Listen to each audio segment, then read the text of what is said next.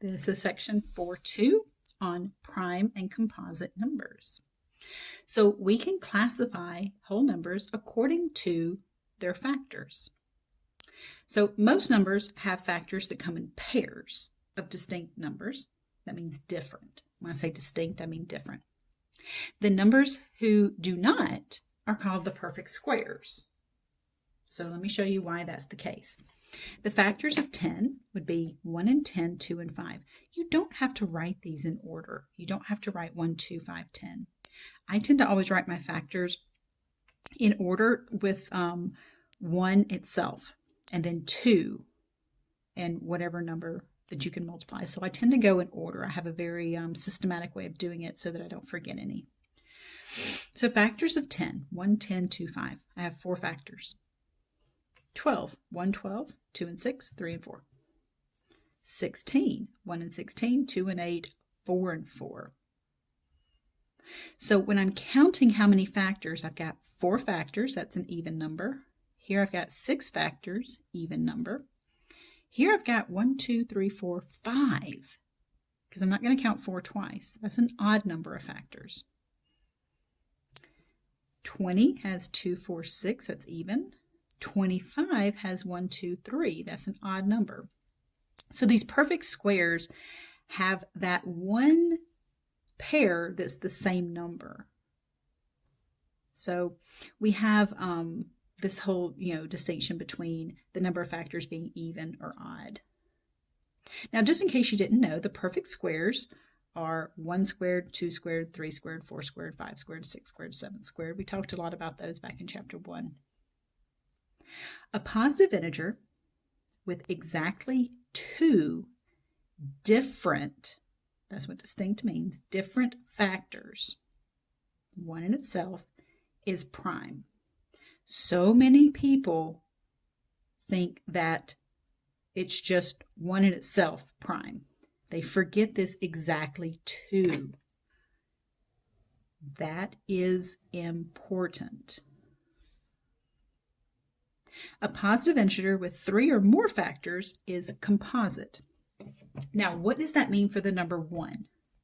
1 has only one factor itself. That's it.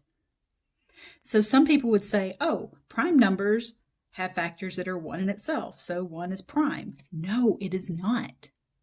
It does not have the exactly 2 factors.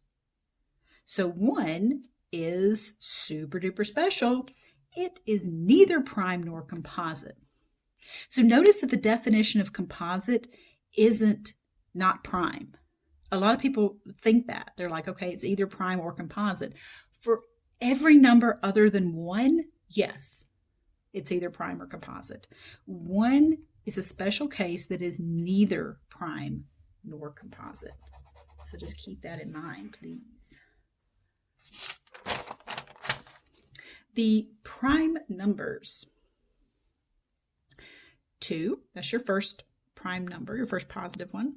3, 5, 7, not 9, 11, 13, 17, 19. These all numbers have factors that are 1 in themselves, and they have exactly 2 factors. Let's look at 53. Is it prime or composite? Well, all right.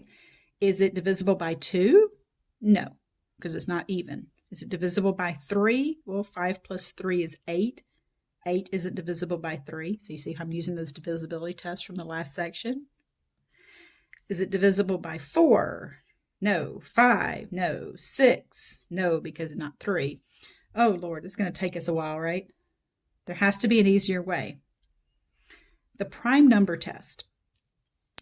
If there is no prime number less than the square root of n rounded up, that is a factor of n, then n's a prime number. All right, this is easier seen than said. Back to example 1. I'm going to take the square root of 53, and I'm just going to round it up. So I'm going to grab my calculator here. So the square root of 53, my calculator doesn't automatically approximate it, is 7.28 blah, blah, blah. So I'm just going to round that up. No matter what, don't even be like, oh, but 2 doesn't round up. Just round it up. That rounds up to 8. This means that you only have to test prime numbers up to 8. So the prime numbers up to 8 are 2, 3, 5, and 7. Is 53 divisible by 2? Nope. It's not even. 3? Nope. 5 plus 3 is 8. 5? Nope. 7? Oh, okay. Well, let's just see real quick. 53 divided by 7 is not a whole number. It's a decimal. So nope. So 53 is prime. Why the square root? Well, because the square root is your midpoint when it comes to this multiplication. In these factor pairs, your square root is your middle for this stuff. So if you find that middle point, and you know that it's going to have a prime factor in there somewhere, you don't even have to worry about testing like 4, because if 4 were a yes, 2 would have had to be a yes. You don't have to test 6 because you're testing 2 and 3. You see what I'm getting at here? So we're finding kind of the bare minimum amount of work to do to determine if this is, prime or composite. All right, so this is a good opportunity to pause the video if you understood the last one. If not, I'll do the first one, and then you can maybe follow what I did to do the others. So I'm going to use that prime number test. Right? So I'm going to take the square root of 401, and I'm going to always round up. So square root of 401 rounded up. That's going to be 20.02. Okay, I'm just going to round that up to 21. So I only have to test for divisibility by the primes up to 21. 2, 3, 5, 7, not 9, 11, 13, not 15, 17, 19, 21's not prime, so those are the primes I got to test. I can pretty quickly rule out some of these, right? Like 2, it's definitely not divisible by 2. So remember, you're not testing 21, you're testing 401. So is 401 divisible by 2? No, it's not even. Is it divisible by 5? Nope, doesn't end in 0 or 5. Is it divisible by 3? Well, 4 plus 1 is 5. That's not divisible by 3. The rest of these, let's just break out the calculator here. So 401 divided by 7 is a decimal, so that's a no. Okay, so I'm just going to put 401 divided by 7 is not a whole number. Okay, what about 11? 401 divided by 11. Nope. 401 divided by 13. Nope. 401 divided by 17. Nope. 401 divided by 19. Nope. So 401 is prime. If any of these had been a yes, if 401 divided by 19 had been a whole number and not a decimal, then that would have been yes, it is divisible by 19, it's composite. But as it stands now, that's it. The only factors are 1 and 401.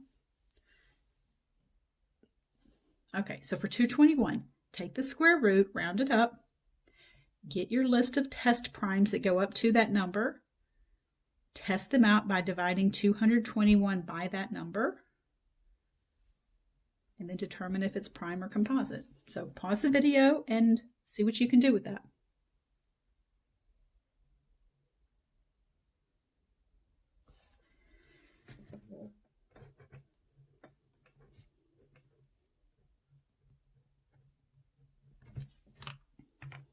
So the square root of 221.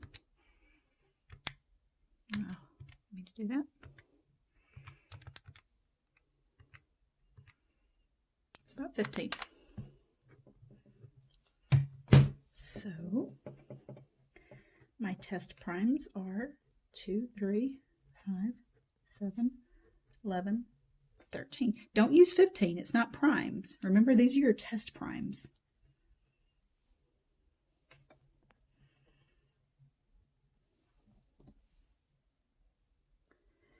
All right.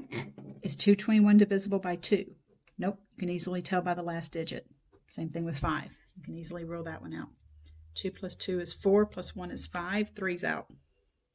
Okay, how about 221 divided by 7? Nope, that's a decimal. 221 divided by 11? Nope. 221 divided by 13? Ah, winner, winner, chicken dinner. Yes. 221 divided by 13 is a whole number. So this 221, this number is composite. If any of these are a yes, you can stop. You don't. If you'd gotten a yes with 3, you're done. You don't have to be like, well, how many numbers, how many factors does it have to be composite? It just has to have more than 3. So as soon as you find one yes, that's it. You're composite. All right, 667.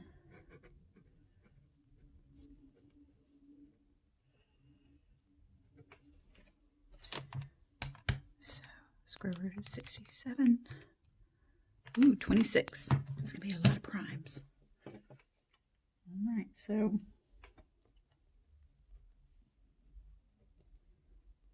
test primes are going to be 2, 3, 5, 7, 11, 13, 17, 19, 21, no, 23. All right, that's going to be all of them up to 26. All right, let's start dividing 667. Not divisible by 2 because it's not even. It's not divisible by 5 because it doesn't end in 0 or 5. Well, let's see, 6, 6, and 7.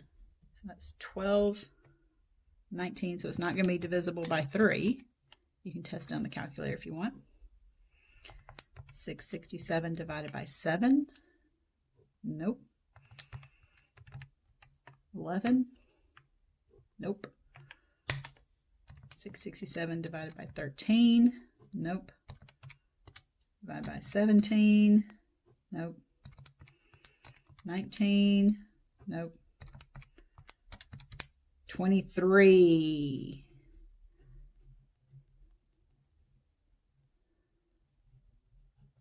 So this number is composite. Now, you might be thinking, sure does look like that Professor Stamps here makes us go through all of those and puts the one that works out at the end. So what if I just start over here at the end? Go ahead, do that too. If you suspect that that's where I'm going to put it, you can check there. As long as you check everything on that list, it doesn't matter if you bounce around or if you go, in numerical order or backwards. It doesn't matter. If you think you're on to me, go for it, because you totally are. That's exactly what I'm doing. All right, 211. Square root of 211. Rounded up. So let's see, square root of 211. It's about 15. So my test primes are going to be 2, 3, 5, 7, 11, 13. All right, I can easily get rid of 2 and 5, 3. Well, 2, 3, 4. Nope. So I just need to check 7, 11, and 13. All right, well, you know what? Let's try 13 first. Nope. Maybe 11. Nope. Maybe 7.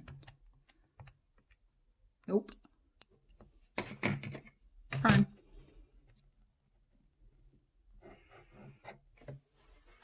All right, so by now you've probably caught on, right, to the process of what we're doing here. 8,245. Whoa.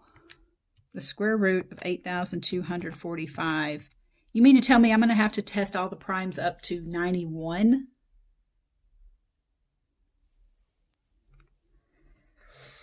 I didn't leave enough room down here.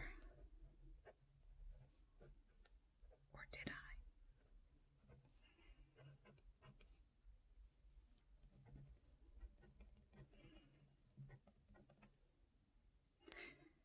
There's something about this one, though. No, I don't want you to list all the primes up to 91. But if you start thinking about the test primes, 2, 3, 5 is always the first ones that I rule out. Look right there. Look right there. There it is. There's your answer. See that 5? That number's divisible by 5. So boom, your composite.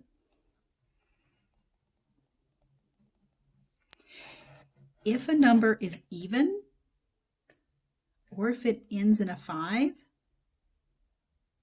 you're done. It's composite.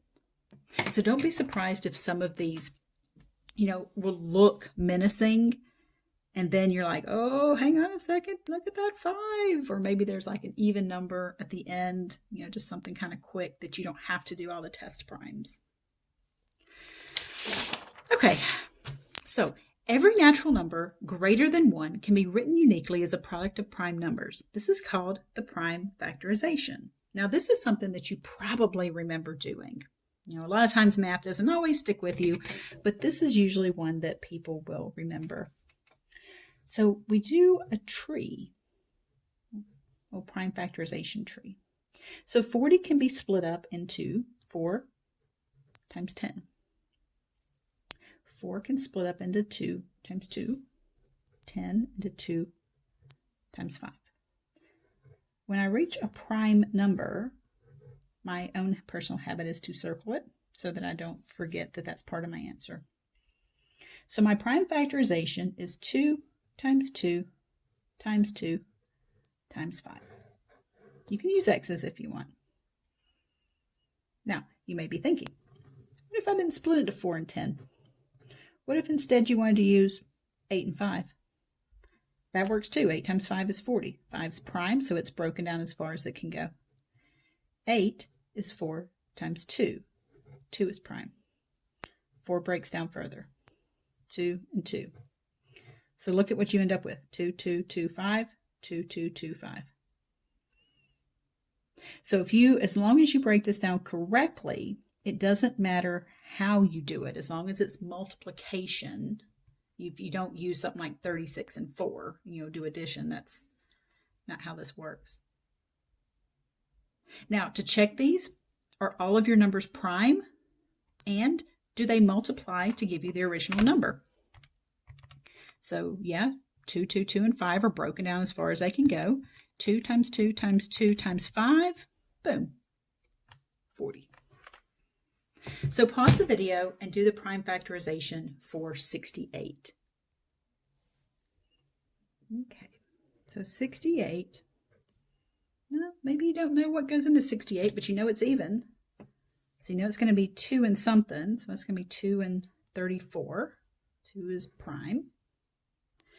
34, well, that's even, so 2 is going to go into it. So that's going to be 2 and what? That's going to be 2 and 17. Ooh, 17's prime as well, so it's broken down as far as it can go. So we get 2 times 2 times 17. The order doesn't matter. If you wrote 17 times 2 times 2 or 2, 17, 2, it doesn't matter. My own habit of circling the primes at the end of the branches is just so I don't forget any of them. Especially if you end up with some kind of lopsided tree like this one, you don't want to forget about that 5 up there. All right, are they all prime? Meaning, are they all broken down as far as they can be? Yes. Is 2 times 2 times 17 68? Why, yes, it is. We can use the prime factorization to find things like the greatest common factor and the least common multiple. We'll do those in another section. But we can also use it to generate all the factors of a number. So, for example, 40 was 2225. The factors of 40 are 1, 2, 4, 5, 8, 10, 20, and 40. And if you look at all those factors, you'll see that their prime factorization is all the combinations of 2, 2, 2, and 5. You know, like 1, 2, 2 2s, 3 2s, a 2 and a 5, 2 2s and a 5, 3 2s and a 5. So it's all those combinations of these. Now, it turns out that the prime factorization of a number x is written like this. You can find the factors, the number of factors. Once you have the prime factorization, if you add 1 to each one of the exponents and multiply it together, you're going to get the number of factors. So here I've got 8 factors of 40. 40 is 2 to the third times 5 to the 1. So I just went ahead and wrote it in exponential form. If I take the exponents and I add 1 to them and multiply that together, I get 8. I know that looks a little bit like some witchcraft going on here, but it does work, and it's actually pretty cool. So, last bit for this section. How many factors do the following have? Do not list them out. So 60. So the first thing I did was find the prime factorization of 60, and it was 2325. That's 2 squared. 3 to the first and 5 to the first. Remember, if there's no exponent written, it's a 1. And then you take each one of those exponents, and you add 1, and you multiply those numbers together. So I get that 60 is going to have 12 factors. I don't have to write them all out. All right, 252. So I'll tell you what, before I show that one, how about you pause the video, find the prime factorization of 252, and then write it in this compressed form. So if you have multiple of the same prime factors, pull them together with an exponent. So pause the video and see if you can do that one. All right, so the prime factorization for 252, I ended up getting 2 squared times 3 squared times 7 to the first. So I got a squared, and a 1. So it has to be in this form. If you write out 2, 2, 3, 3, 7, and you just keep adding 1 to 1, it's not going to work out. All right, so we get that 2, that 1. So we get that 252 has 18 factors. All right, how about 1,000,000? All right, that one's a little much, isn't it? Like, that escalated quickly. Watch what I did with this one, though. 1,000,000 is the same as 10 to the 6th. 10 breaks down into 2 times 5. Oh, remember those exponent rules from algebra that says if you multiply inside here and that's raised to a power, that you can then raise each one of those to a power. So while 1,000,000 looked like it was going to be terrible, it was actually easier than the other two. So we get that 1,000,000 is going to have 49 factors to it. So if you can write this number immediately as something to a power and then breaking that number down.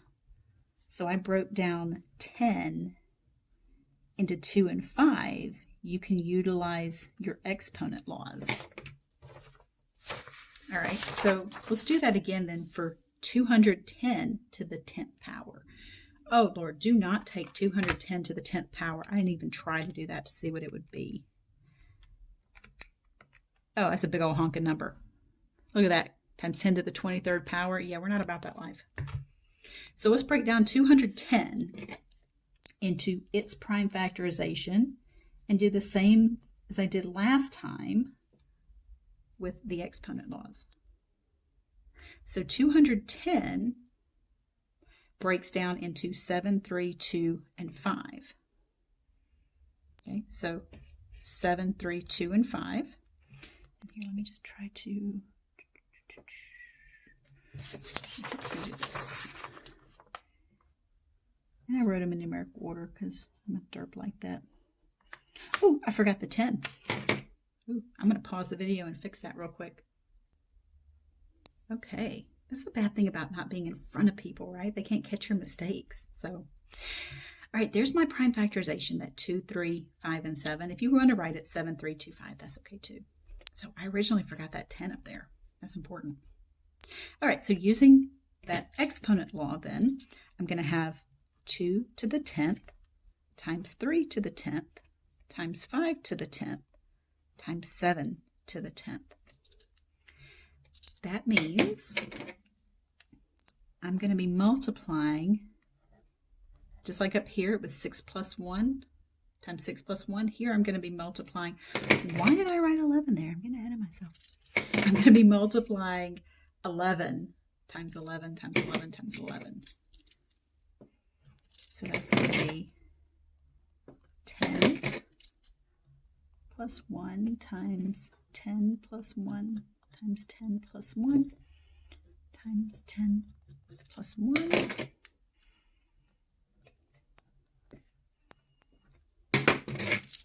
All right, so that's going to be 11 times itself 4 times, or 11 to the 4th power, which is 14,641. That's a big old number.